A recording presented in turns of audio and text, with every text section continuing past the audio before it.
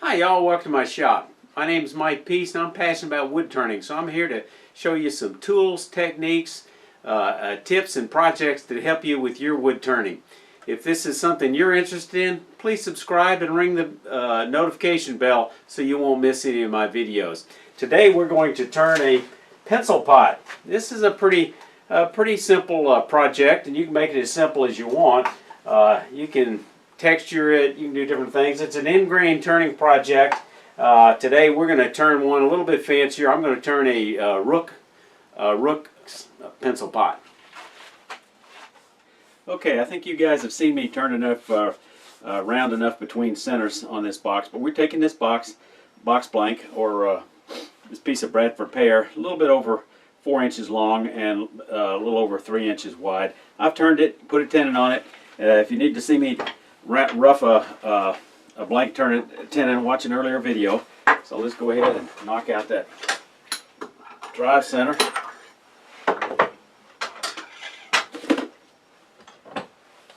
Put on my chuck.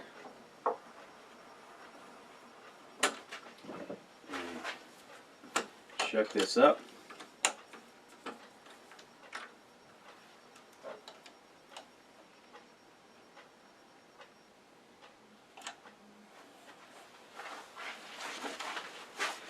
Now, when you make a pencil pot, it's pretty simple. You don't need to have a drawing, but sometimes it helps if you can add some embellishment or beads to give you some direction. I'm going to make mine a little fancier than that by turning it into a rook shape. So I've sketched out this drawing. Richard Ford calls this a preacher because it gives you good direction or guidance. I like that. It's what I tend to call a storyboard. Richard is having to rebuild his channel because of an issue with YouTube, because he had a radio going in the background on some of his videos. I think if I had to start all over again, I'd be rather discouraged. So I would encourage you to check out Richard's channel. I'll have a link at the end of this video to make it easy for you to provide some support. So we're going to make that the bottom of this pencil pot. We've had just a little bit of pith on one end. Most of that's going to get turned away. You may have to turn it down just a bit more. I'm going to go ahead and mark the bottom with a parting tool, just to give me a feel for where I'm heading.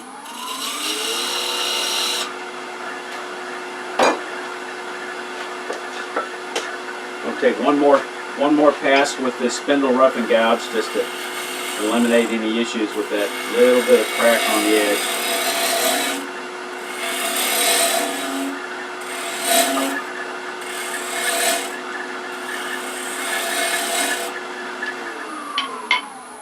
Okay, so now we're gonna use this preacher, so to speak, or storyboard to mark. So we're gonna have a bit of a bead here, here, here, here, here. Put a bead there, here. Okay, so let's mark those.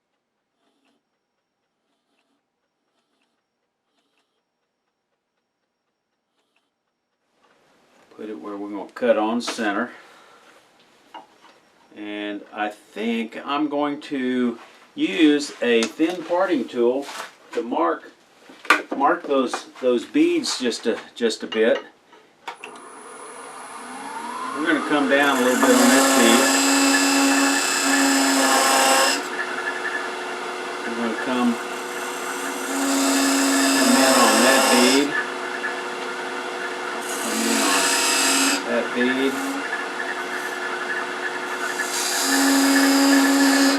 Okay. So, I'm going to round over this bead.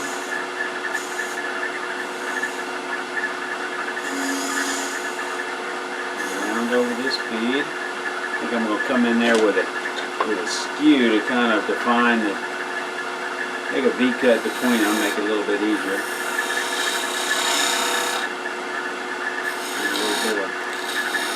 Definition to it. We'll switch to a 3/8 inch detail gouge to Make it a little easier to get in there.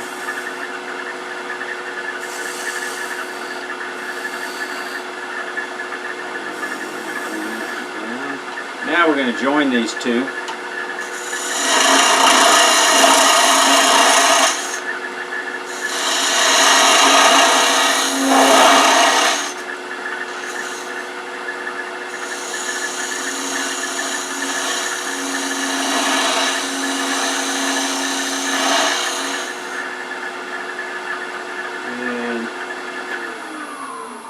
Look at that profile. This needs to taper down just a bit more, so I need to bring this, need this bead to come on down a little bit.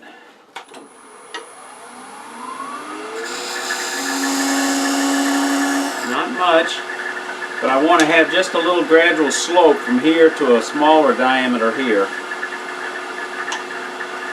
Curves are good, flats don't look so nice in projects.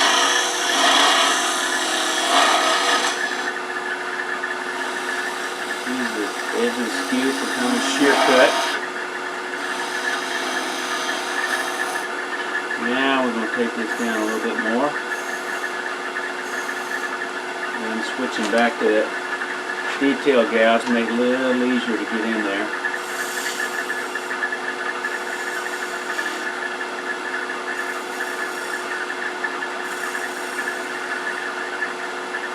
Okay, I'm liking that. I've got some ripples here. I think I'm going to go ahead and use the skew. Take a planing cut, so I'm going to raise the tool rest a little bit. When you use a planing cut, you want a little bit higher tool rest. We're going to be cutting in the lower third. And just anchor, bevel, lift up the cut.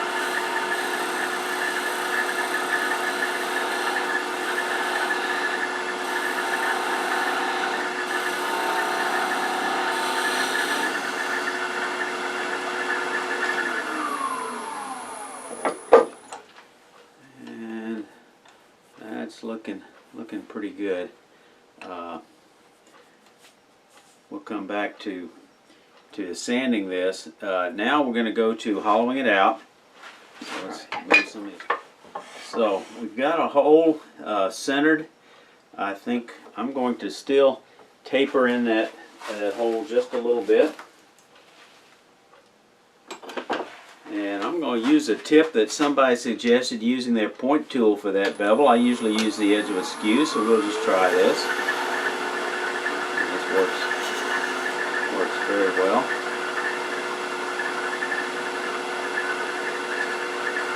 Okay.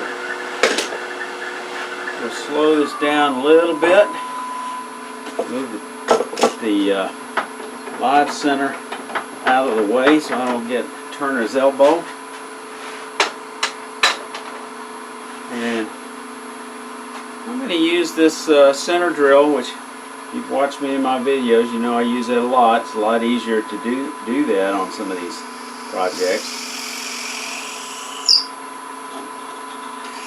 I know when I get to the bottom of this hole, I've still got a bit further to go. After I do the hollowing, probably after I take it off the lathe. So again, we're going to, because I'm going to be hollowing fairly deep, I'm going to go as far as I can with this spindle gouge, and then we'll see if I need to resort to another tool. So I've got it right on center, and we're going to cut from the center out because that's the way you slice these fibers. If you haven't turned a box before, this is a good starter project to get you ready. And we're just going to pivot this. I've got this pointing at about 10 o'clock, the flute that is. 10 o'clock being, if that's at noon, that's at 3 o'clock pointing away from me, 9 o'clock pointing directly to me. We're going to go to about 10 o'clock.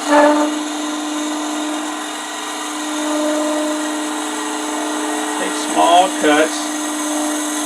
We've got this extended off the lathe a little bit, so off the chuck a little bit, so there is some leverage, so I've got to be careful not to get too aggressive. I think I'm going to speed it up just a bit though.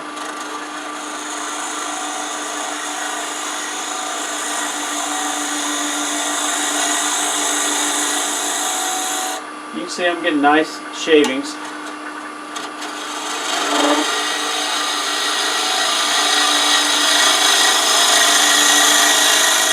Now, because of my particular design where I have this sloping, I got to be mindful and leave these walls fairly thick and then refine it later. Otherwise, I'm liable to get it too thin right here.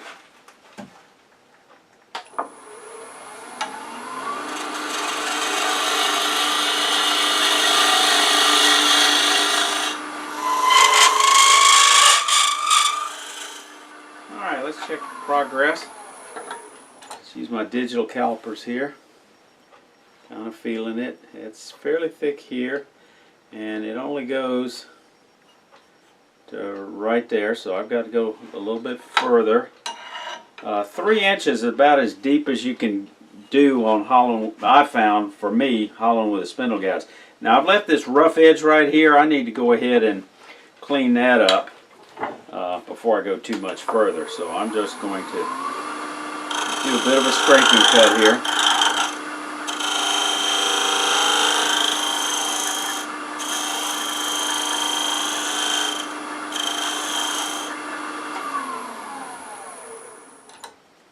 And I've got a nice smooth edge all the way around. Okay. Let's see. Here, I need to go down another, at least a ½ inch.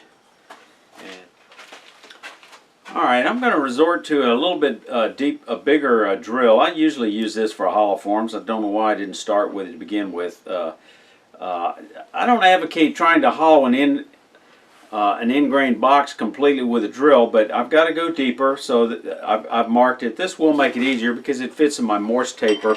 It's right here at the lathe, so it's handy to get to. Slow the speed down to maybe no more than 600. And then just gonna ease it in there. We're not going to drill very far.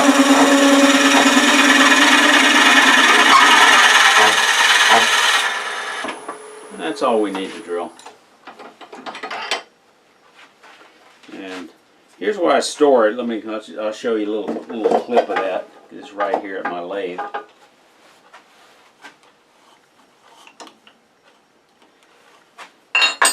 Now I have a box rest, a long extended box rest. I rarely use this because I don't find the need for it. I don't hollow boxes that deep. If it's deeper than that, it's generally a hollow form. I'll use a hollowing rig.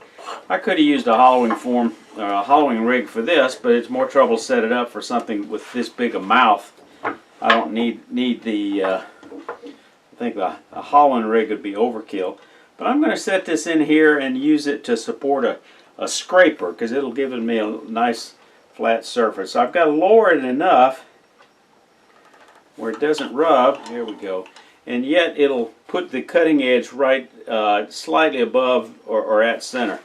So I'm going to use a box scraper. It's got this long, see if you can see that. It's got this long taper on it right here. And it's not 90 degrees at the bottom. Now most of my boxes, I like to have rounded edges because they're easier to pick things up out of a box if the inside edges are round. But for a pencil pot, I want it flat across. So I'm going to come across with this flat scraper.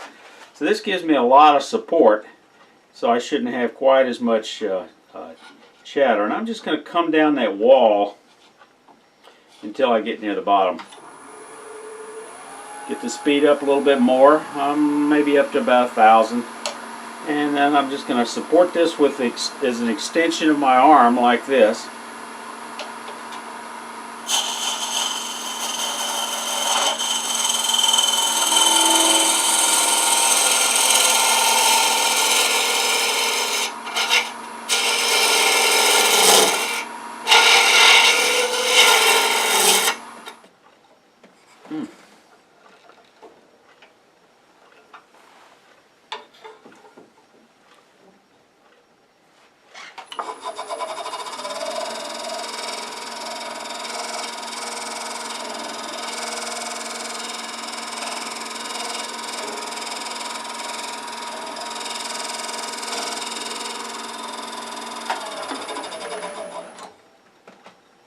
Got to worry about getting this wall thickness down a little bit here.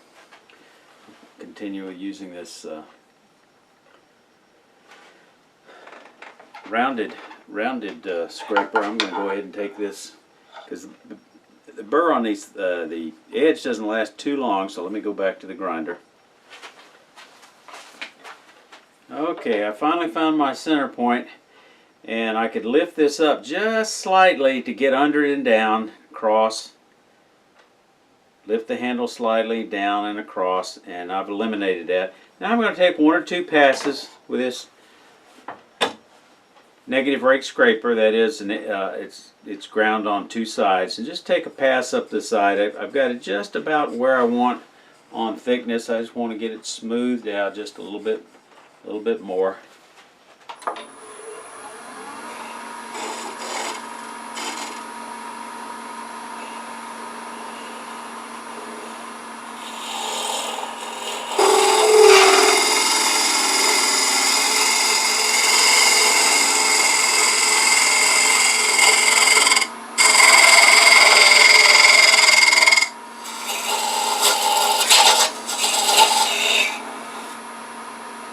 Okay, there we go. I like that a lot. Nice and thin. And now I want to taper. I want to take that spindle gouge and thin this wall out here where the crenellations are going to be. I just want to get the wall thickness here about where it is here. Just taper it out a little bit just for aesthetics. So I've got it turned up a little bit, and I'm just going to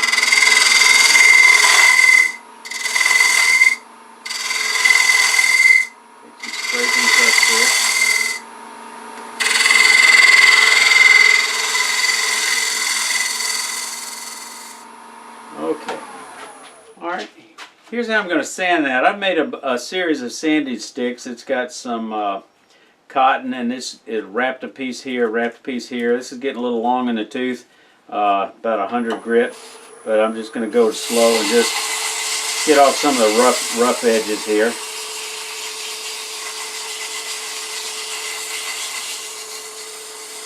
And we're not going to get crazy about finishing the inside of a pencil pot, because it's going to get rough and it's going to get a lot of use, so I just don't want it really rough. Alright. Next, I'm using this flap sander I made. This is 220 grits, a bunch of pieces cut off with a hole drilled in it through this screw, and then spread out, and then a couple of nuts tightened in on it. And I'm just going to put that in, and I've got, of course, this coupler here, so this threads on. Ease this on here. Okay, and it'll just fit in there, and I'm just going to turn at pretty good speed and go in there slow.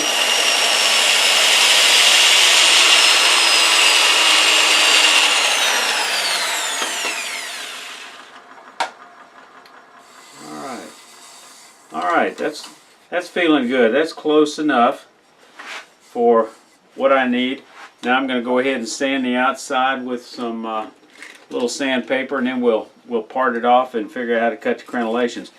Okay, I need to mark 6 locations on here, evenly around here, for the crenellations. I don't have an indexing wheel, but my lathe does have some indexing functionality, so I'm going to try to use it for the first time. I've gotten the first index hole where this is perpendicular, so I'm just going to come along here, and this doesn't have to be perfect, but it's going to be close, I think. And that'll be there. And now there's 12 holes, so if I move over 2 times, so I go over once, twice, and again coming along an imaginary line in the center. Then come over 2 more times, once, twice. I'm looking down here and I can see the holes. And this little pin doesn't come with a lathe, but it turns out it works out fairly well. I could probably do a better job if I extended a ruler out here. Fairly good to me. So now I'm just going to figure out how to cut a slot, 1/4 inch. So I'm just going to eyeball about 1/8 of an inch on each side. Okay, this is not real pretty. I've resorted to using a coping saw. I've got to do a little more cleanup work, and I'm going to use these sanding sticks for the edges, and for the bottom I'm going to use these little set of needle files I've got to get it flat and clean in the corner. So I'll go about that, and then we'll come back and show you where we are later. Okay, you can see those crenellations. They're not perfect, but I think they'll be okay. I'm going to use a little denatured alcohol to clean off the excess pencil marks. Okay, we're going to use the 1/8 inch parting tool, and we're going to come in and make a little wider part on the outside to speed up a little bit.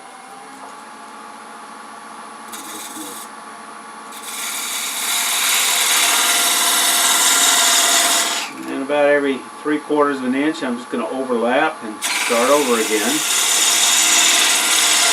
Go back down.